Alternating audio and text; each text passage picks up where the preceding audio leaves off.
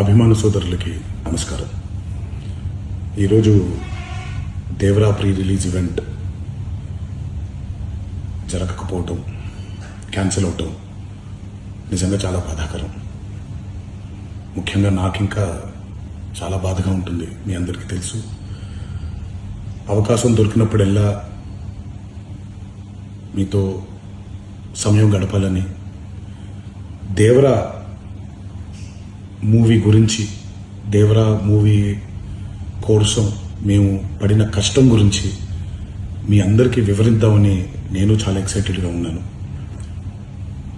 కానీ security reasons వల్ల ఈ ఈవెంట్ని క్యాన్సిల్ చేయడం జరిగింది.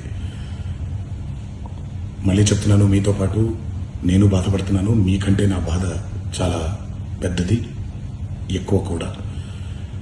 కానీ ఇది ఇలా జరగడం